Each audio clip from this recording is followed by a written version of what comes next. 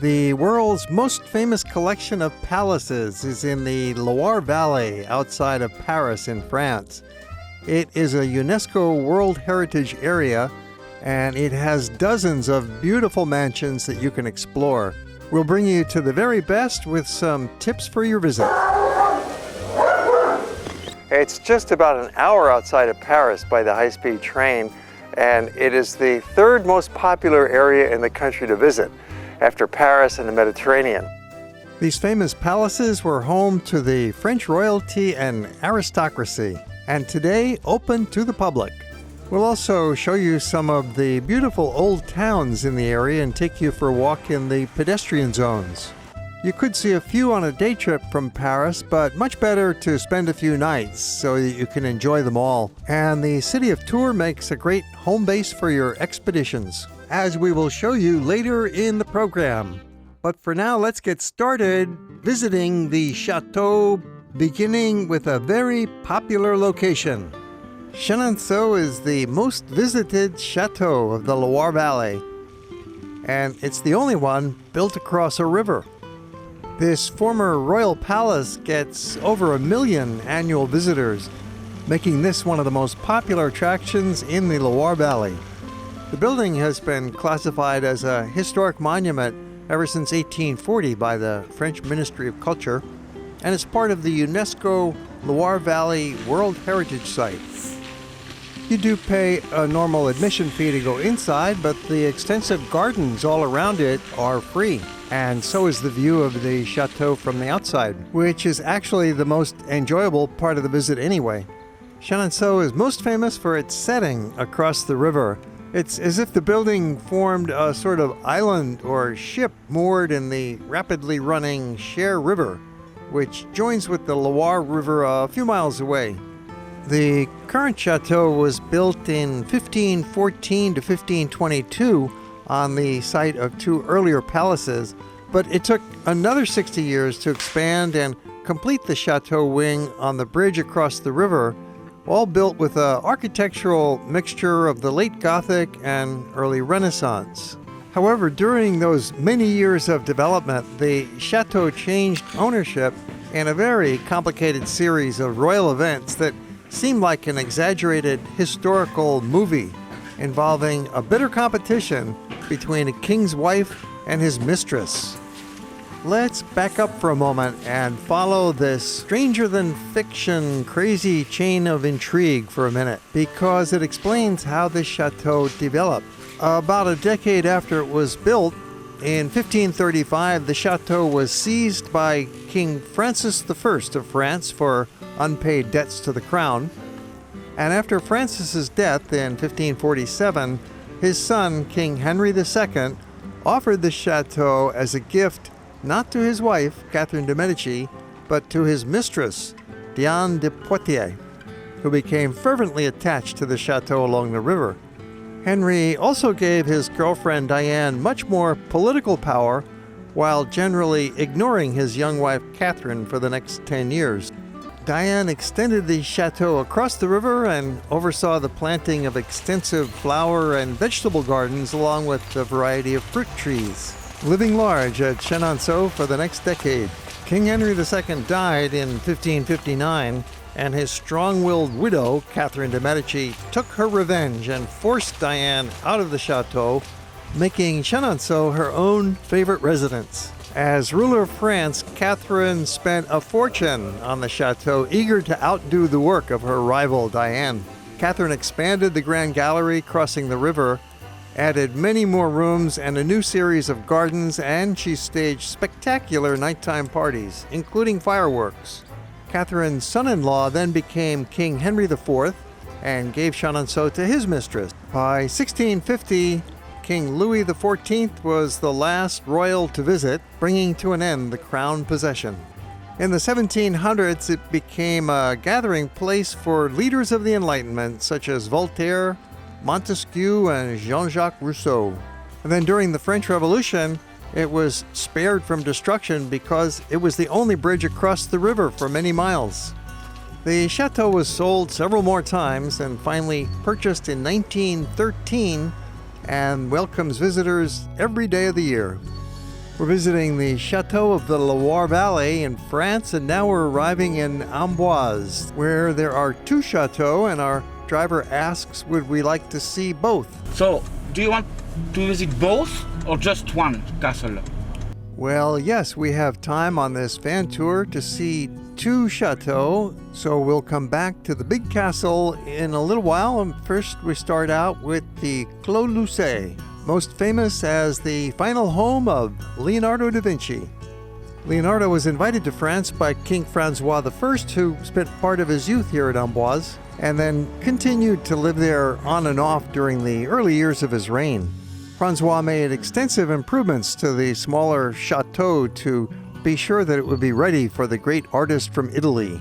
You actually get to walk through Leonardo's bedroom and his study. You can see the desk that he sat at. It's really quite inspiring. Leonardo was already over 60 years old when he left Italy in 1516 to relocate to the chateau, where he was supported in fine style by the King of France. Some models of Leonardo's inventions are on display here in various rooms. He brought with him the Mona Lisa and several other paintings which are now in the Louvre Museum.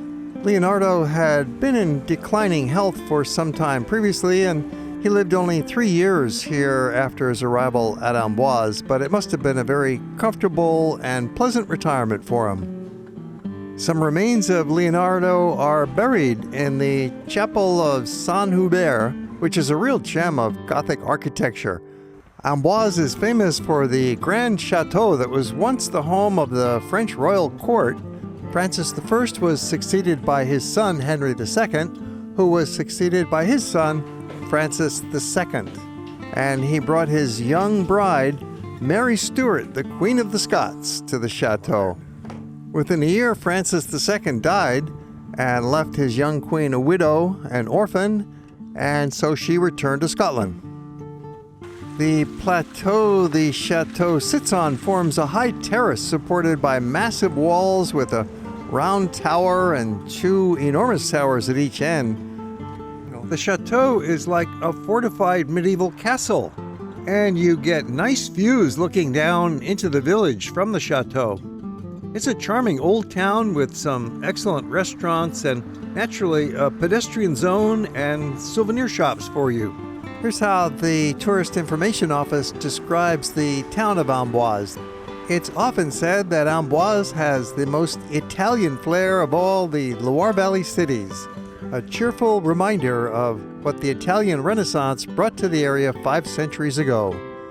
Amboise is a serene, easygoing town, true to the image of splendor that characterized that blessed era. Pedestrians will appreciate the shopping areas as well as the esplanades located along the riverbanks of the Loire. The city is also home to one of the largest outdoor markets in the area every Friday and Sunday morning. The old town is right next to the castle and quite small, so it's easy to explore and a good place to have lunch. He's got a hippie owner. My cat-loving wife found a very friendly orange fellow to play with, no doubt one of the free-ranging town mascots.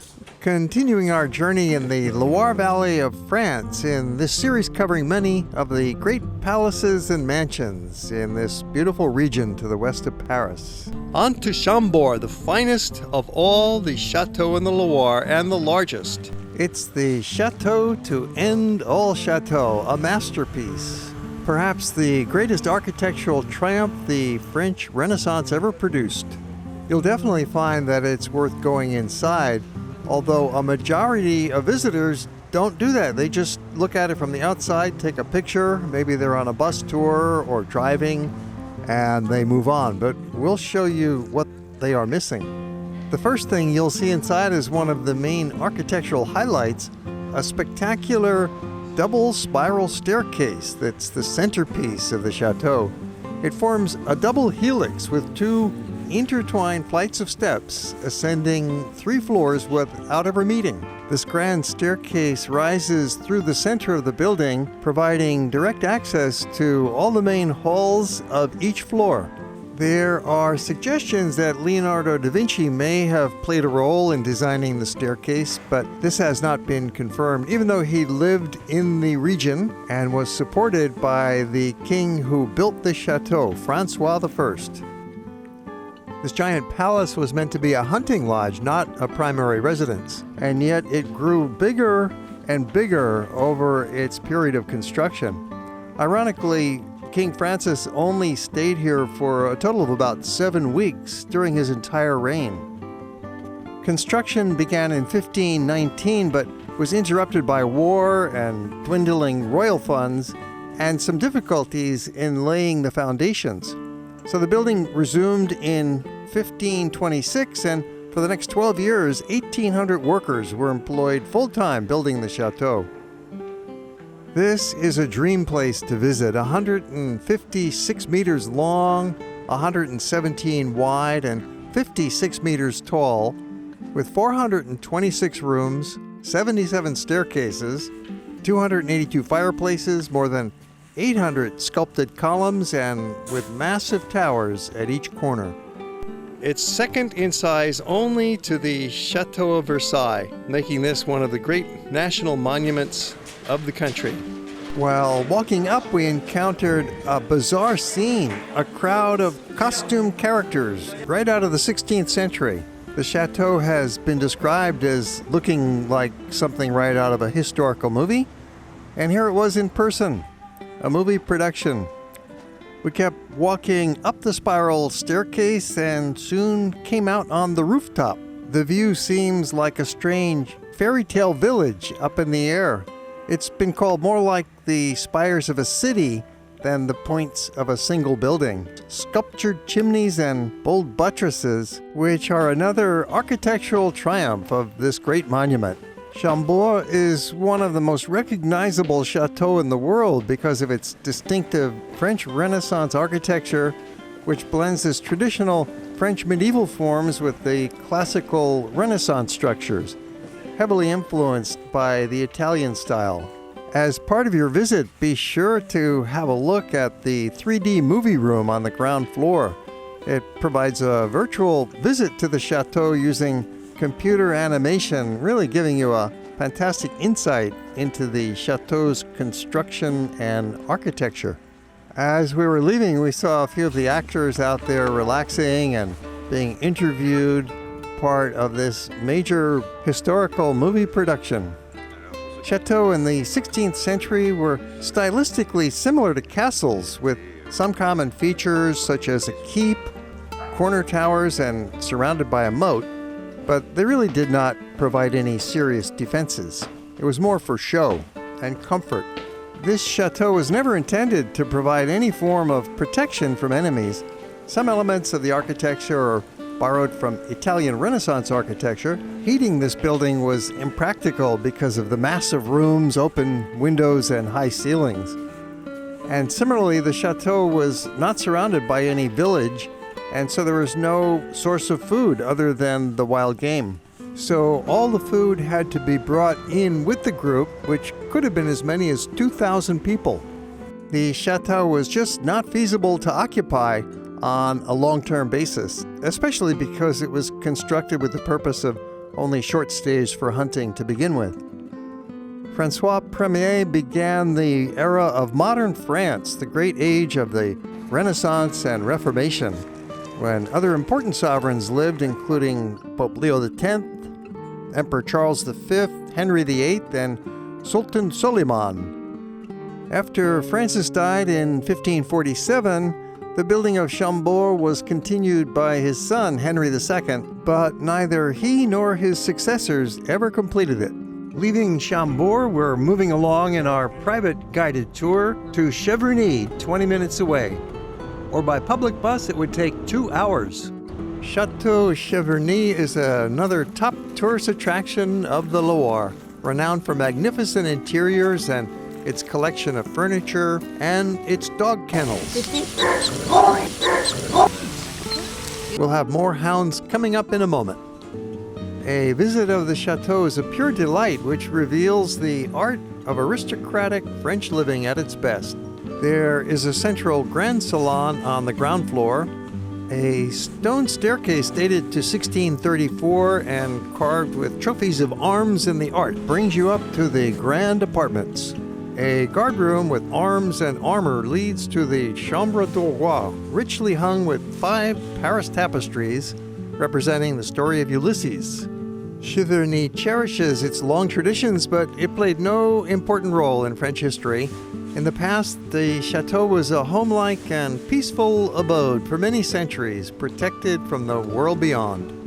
Amazingly, the chateau owners are descendants of the same family who originally built it in the early 17th century. 100 dogs live at Cheverny, so be sure to have a look at them. They can be seen all day during your visit. These hunting hounds are publicly fed at 5 p.m. every day from April through September and taken out for hunts twice weekly. The family opened the chateau to the public in 1914, one of the very first to do so, and they still operate it today. Yeah. What do they say? Our program is featuring 7 different chateaux, and coming up next is Azay-le-Rideau. You could drive it yourself if you have a rental car. The roads are quite good and the signage is very clear, but it's very easy to simply join a tour and let the van driver take you there. Otherwise, you cannot get around very easily with public transit, say by train or bus. They just really don't take you to the chateau. We're at the Chateau of Azay-le-Rideau, which is one of the beautiful chateaux of the Loire Valley. There are half a dozen major castles that you want to be sure to get a look at, and certainly Azay is one of those. The setting is spectacular. The gardens around it are beautiful, and there's a moat formed by a small river that surrounds most of the chateau. So when you visit here, you want to be sure not only to see the interior, but to walk around all around the outside of the garden and get views from the various sides of the outside of the chateau. It's really a spectacular spot. Built in the early 1500s and then gradually expanded over time. Azay is one of the places to put on your list at the Loire Valley. This mansion was built during the reign of King Louis I by his director of finance, and it's been owned by the government for many years and open to the public. And then, of course, you'll walk through the interior, enjoying the different rooms that represent different time periods. There's a beautiful Gothic-style ceiling in here. Unlike some of the larger chateaux, there is no great acts of history that took place here at Azay. There were no tragedies that occurred within its walls, no famous royal processions of note have marched across it. It was a comfortable mansion for the wealthy aristocracy. And again, outside you get these great views with the reflections in the water. It floats like a nest amid reeds, almost buried in luxuriant foliage, with foundations that rise straight out of the water. We're visiting the historic town of Chinon as part of our tour of the Loire Valley in France. Driving into the town and along the main shopping lane of the old town gives us a quick preview of the streets in which we'll soon be taking a little walk. It's primarily a pedestrian zone, but our tour van has permission to bring us in here and then drop us off. Very convenient for us. We took a short drive uphill in our tour van and stopped for an overview of the old town. A spectacular vista down below. All those slate roofs on top of buildings dating back 400, 500 years old in some cases. There are remains of a large castle up on the hill also overlooking the town. The historic center was registered as a national conservation area in 1968. This central place was the only open space during the Middle Ages and so developed in the 18th and 19th centuries into the main town square, sheltered by trees with outdoor restaurant tables and an excellent small hotel. Chinon is a small town and you definitely get that feeling of friendliness and camaraderie as you walk around in the streets. especially here in the off-season. We're in early December. In the summer, it's going to be more crowded with tourists, of course, but now it's all locals. They're out with their baguettes and saying hello and pushing the babies. It's really a lovely scene. Typical of European old towns, they've managed to preserve the best of the old structures and then renovate them, reutilize them, and turn it into a modern and vibrant downtown that everybody can enjoy today. It has an authentic human scale that many modern cities are trying to recapture. The Old Town presents an interesting architectural ensemble, especially dating from its time of importance in the Middle Ages and the beginning of the Renaissance, when this Loire Valley area was seat of the King's Court. The Old Town developed kind of squeezed in between the foot of a rocky cliff and the Vienne River on the south, which created a long, narrow urban space with the main streets running parallel to the river. The most significant event of Chinon's history took place in 1429, when King Charles VII assembled here the Estates General, and Joan of Arc prevailed upon him to march on the city of Orleans, which at that time was besieged by the English. With the men and arms accorded to her, Joan of Arc went on to break the siege of Orleans and open the way for Charles to be crowned. This battle was the turning point of the war with England, leading to the end of the 100 Years' War and helping to establish firm national boundaries of France. After the 16th century, Chinon was no longer a royal residence, and in 1631 it became part of the estates of the Duke of Richelieu, who neglected it, and it began to fall apart. The city changed very little up to the Revolution. In the 1820s, however, most of the fortifications were pulled down and the banks of the Vienne River were opened up to the outside. As we leave town in our van tour heading for yet another chateau, we get a look back across the river at the town and up to the castle. The French city of Blois has one of the largest and most interesting of the chateaux of the Loire Valley. Built up in a variety of architectural styles over its 700-year period, it was home to many of the kings and queens of France. And there's also a very friendly pedestrian center to the town. It's easy to get here by train from Paris, just an hour and a half away, or from the nearby town of Tours, which is our home base for visiting the Loire, and that's just over half an hour away. Upon arrival, you'll find the train station is just on the edge of downtown, as usual in small European cities. Walk just a block over and right away you're getting a view of the huge back of the Chateau of Blois, the defining historic landmark of the city. Louis XII was born here in 1462 and reigned as King of France from 1498 to 1515. This impressive equestrian statue of Louis XII is above the door and the facade of the wing built by him. Because so many powerful kings lived here and were associated with the chateau, it was built up over the centuries in a variety of architectural styles. This one building exhibits the medieval and the Renaissance, and then the French classic style later of Francois Mansart. The exterior spiral staircase dating to the Renaissance is one of the most spectacular features of the chateau. As part of your visit to the interior, you're able to walk up the stairs and into the various rooms. Another of the famous residents was Marie de Medici, who lived here in exile from 1617 to 1619 after she was forced out of Paris. Her husband, King Henry IV, died. She tried to become queen, but instead her son became King Louis XIII, and he exiled her to Blois. After 1660, the chateau became the property of Louis XIV, and then its history as a French royal residence rapidly drew to a close. Louis focused his architectural interest on building up the Chateau of Versailles. Below the chateau, you'll find winding, narrow lanes lined with picturesque old houses, forming the bulk of the old town.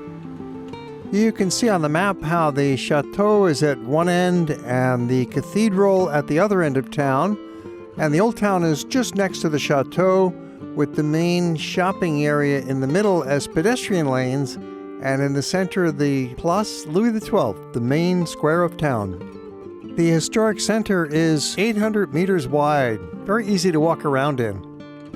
The ancient old town of Blois is built upon a steep slope, crowned by the castle at one end and the cathedral at the other. As a result, there are numerous staircase streets running up and down the hills. In these old streets, you'll still see some interesting examples of domestic architecture from the 16th century. This part of town next to the chateau is a healthy and vibrant neighborhood. Shops and cafes scattered and residences in the blocks behind. The main street of the old town is Rue Saint-Lubin, which leads right into the major square, Place Louis XII. We're here on a typical weekday in the late afternoon in December, and all around us is mostly locals. The main pedestrian lane, Rue Saint-Martin, leads off from this central square and into the shopping district of Blois, which has a half a dozen other pedestrian and semi-pedestrian lanes that are really comfortable for walking around in. Blois is a small city of just 45,000 people, which makes it relatively quiet and peaceful, and yet big enough to have a thriving downtown commercial district. There are a number of hotels in a wide price range here, so you could easily spend a few nights in Blois and travel out from here by train or by tour van, or maybe you have a rented car to visit the surrounding areas. The origins of Blois are quite ancient, going way back into prehistory, but it's first mentioned in the 6th century in a written document, and the city gained its first notability in the 9th century when it became the seat of a powerful medieval count. Typical of old European cities, they've managed to preserve many of their historic structures, which makes this a very rewarding visit, and yet at the same time, there is a modern downtown that's quite lively and fun to walk around in. We've been using the city of Tours as a home base for exploring the Chateau of the Loire, and there are day trips that will take you by van to the various chateaux, as we've been doing in our film series about the Loire. Tours is the largest city in the Loire region and one of the oldest towns in France, with many well-preserved historic buildings clustered in its historic center, which is primarily a pedestrian zone, which makes it ideal for relaxing and shopping and exploring. A big attraction of Tours are the large number of hotels available in a wide range of prices and lots of restaurants. Tours is easy to reach from Paris by train. You can take the high-speed TGV from Montparnasse station, and it just takes an hour and 12 minutes with no change of train necessary. So that's very convenient. And the train station is right in the middle of town when you arrive in Tours, so everything is just in front of you. There's also a very helpful tourist information office right in the center of town, across from the train station. And here you can find out about different van tours that will bring you out to the chateau on day trips. You can go for a half a day or a full day, all arranged here at the TI office. Just across the street from the information office, you'll find the most notable modern building in town, the Vinci Congress Center, designed by famous French architect Jean Nouvel. In the tangle of narrow streets and alleys branching off from the central Place Plumereau, one finds many examples of 14th through 16th century houses, including some with the old wooden fronts ornamented with some roughly carved statuettes. The large number of half-timbered buildings, many centuries old, are typical of what you find in historic towns throughout the central and northern part of France. In its early history, this became part of the Roman Empire, and by the 4th century it became a metropolis of the Roman province and dominated the Loire Valley and all the way up to Brittany. During the Middle Ages, Tours was on the route of pilgrimage to Santiago de Compostela, which made it a major center. The big Gothic cathedral was built on the ruins of a still older church at various times between 1225 and 1547. The choir dates from the 13th, the transept from the 14th, and the nave from the 15th centuries. Its magnificent stained glass windows are in a perfect state of preservation. The Tours Museum of Fine Art is in the former Archbishop's Palace, 1 block away from the cathedral. It has a nice collection, including some paintings by Rembrandt, Rubens, and a few other famous artists, and a lot of the French local artists of the 17th and 18th centuries. And you'll also find a few paintings by Delacroix and Monet and Degas. Tours was for a brief while the capital of France at the time of Louis XI in the mid-15th century.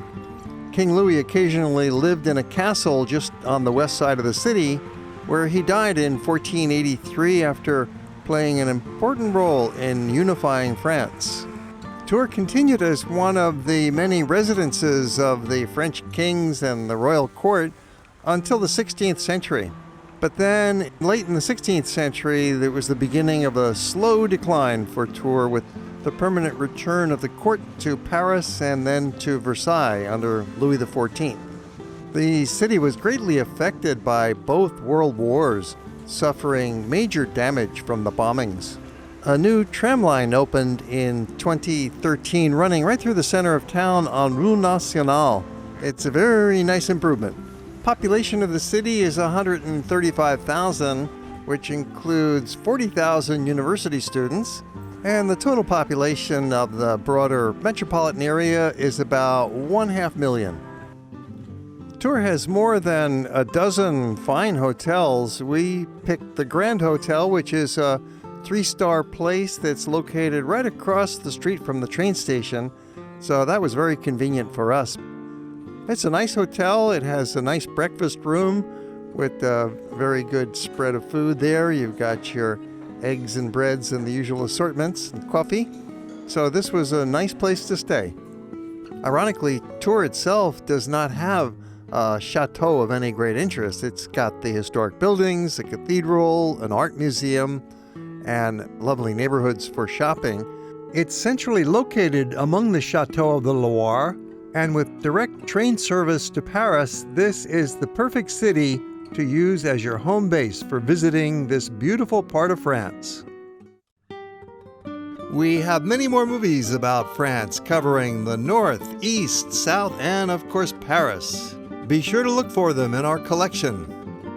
We frequently upload new movies, so please subscribe to our channel and click that little alarm bell so you'll be notified. And if you enjoyed the movie, how about a thumbs up? And we always welcome comments down below. Or if you have questions about the destination, make note and we'll answer them. Thanks for watching.